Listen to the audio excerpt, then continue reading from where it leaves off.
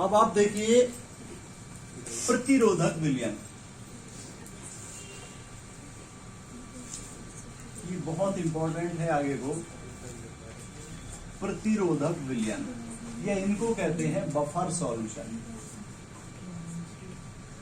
Buffer solution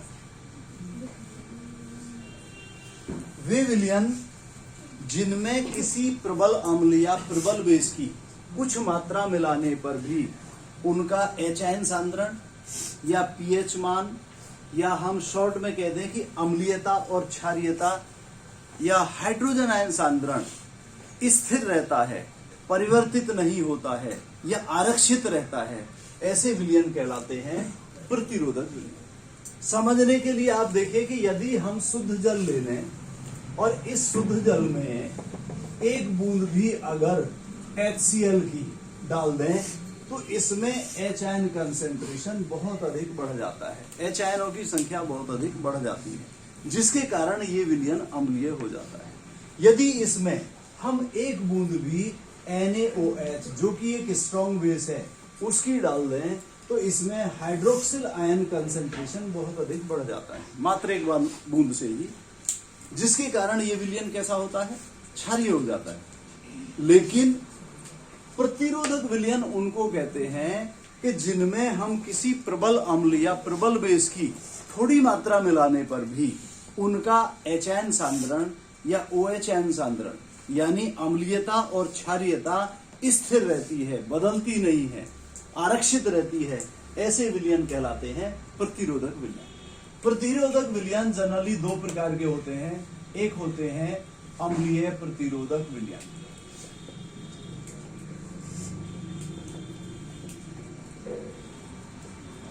यानी acidic buffer solution,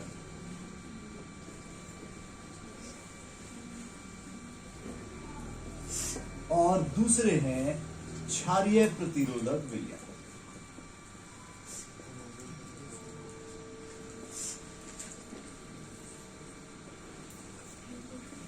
basic buffer solution.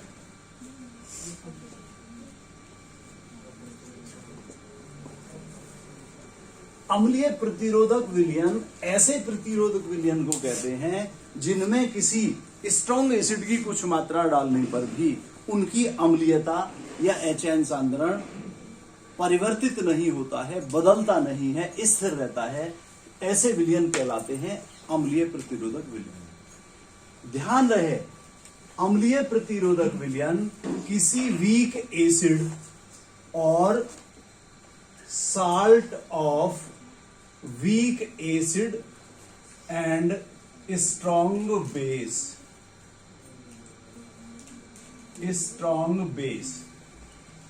इनके मिश्रित विलयन से बने होते हैं। एक बार फिर ध्यान दें, ऐसे विलयन, ऐसे प्रतिरोधक विलयन जिनमें किसी प्रबल अम्ल की कुछ मात्रा मिलाने पर भी उनकी अम्लीयता या एच आयन सांद्रण बदलता नहीं है, स्थिर रहता है, आरक्षित रहता है, ऐसे विलयन कहलाते हैं अम्लीय प्रतिरोधक विलयन।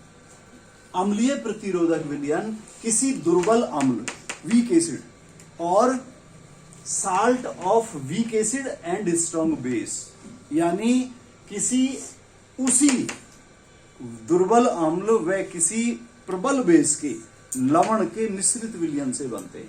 उदाहरण के लिए जैसे एसिटिक एसिड है, ये वीक एसिड है, और सोडियम एसीटेट, ये वीक एसिड, एसिटिक एसिड और स्ट्रॉन्ग बेस NaOH का बना हुआ लवण है। इन दोनों का जो मिश्रित विलयन होगा वो अम्लीय प्रतिरोधक विलयन कहलाता है। क्यों कहलाता है? क्योंकि इसमें यदि हम किसी भी स्ट्रॉन्ग एसिड की थोड़ी मात्रा डाल देते हैं, कुछ चम्मच मात्रा डाल देते हैं, इतने पर भी उनका एच आयन सांद्रण परिवर्तित नहीं होता है, बदलता नहीं है। जबकि मैंने उदाहरण बताया था आपको, मात्र एक बूंद से एच आयन या OH आयनों की संख्या बहुत अधिक बढ़ जाती है। इसका उदाहरण क्या है, समझाना क्या है किस तरीके से, कि देखिए CH3COOH एसिटिक एसिड, ये एक वीक एसिड है, और वीक एसिड हमेशा कम आयनित होते हैं। आयनित होने पर ये एसीटेट आयन और H आयन देते हैं इस तरीके से। ये सोडियम एसीटेट CH3COONA, ये वीक एसिड एसिटिक एसिड यानी इसका और स्ट्रॉन्ग बेस NaOH का बना हुआ लवण है। ये भी आयनित होगा तो क्या देगा? एसीटेट आयन और सोडियम आयन। ध्यान रखना, ये वीक एसिड है। वीक एसिड हो या वीक बेस हो, वो हमेशा कम आयनित होते हैं। ये स्ट्रॉन्ग बेस NaOH और वीक एसिड एसिटिक एसिड का बना हुआ लवण है, इसलिए ये ज्यादा आयनित होना चाहिए। लेकिन एक घटना होती है कॉमन आयन इफेक्ट। यहां पर कॉमन आयन कौन से हैं जो एक समान आयन है? Acetate ion. तो एक समान प्रभाव घटना होती है जिसके कारण विलयन में एसीटेट आयनों की संख्या कम हो जाती है। क्यों हो जाती है? कि दोनों ही क्या उत्पन्न कर रहे हैं? Acetate ion. तो समान आयन उत्पन्न करने वाला कोई दूसरा वैद्युत अपघट्य यदि मिला देते हैं तो उनके आयनों की संख्या कम हो जाती है। तो समान आयन की उपस्थिति में आयनन की मात्रा कम होने का ये प्रभाव कहलाता है कॉमन आयन इफेक्ट या समायन प्रभाव। तो समायन प्रभाव के कारण विलयन में एसीटेट आयनों की संख्या कम हो जाती है। अब ऐसी स्थिति में एसीटेट आयन चाहे एसिटिक एसिड से प्राप्त हुए हो या सोडियम एसीटेट से प्राप्त हुए हो, यदि इसमें किसी स्ट्रॉन्ग एसिड जैसे HCl है, इसकी कुछ मात्रा मिला देते हैं तो इसकी मात्रा मिलाने पर जो मॉडर्न कॉन्सेप्ट है उसके अनुसार ये हाइड्रोनियम आयन से क्रिया करके क्या बनाएगा?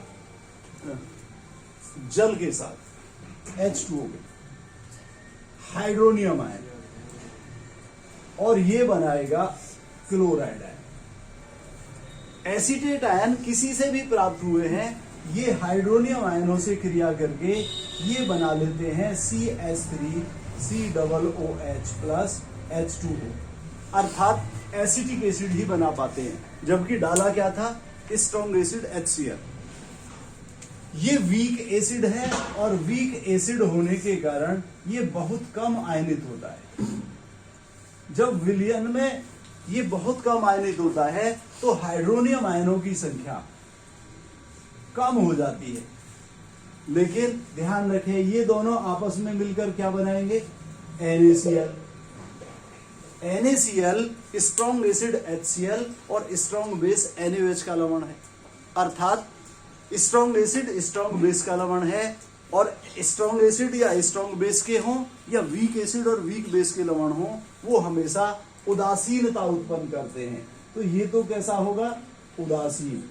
इसका विलयन पर कोई प्रभाव नहीं पड़ेगा और एसिटिक एसिड बनेगा इनके संयोग से, और एसिटिक एसिड वीक एसिड होने के कारण ज्यादा H आयन या हाइड्रोनियम आयन उत्पन्न नहीं करेगा। इसलिए इस विलयन की जो अम्लीयता है वो स्थिर बनी रहती है, चेंज नहीं होती है, बदलती नहीं है।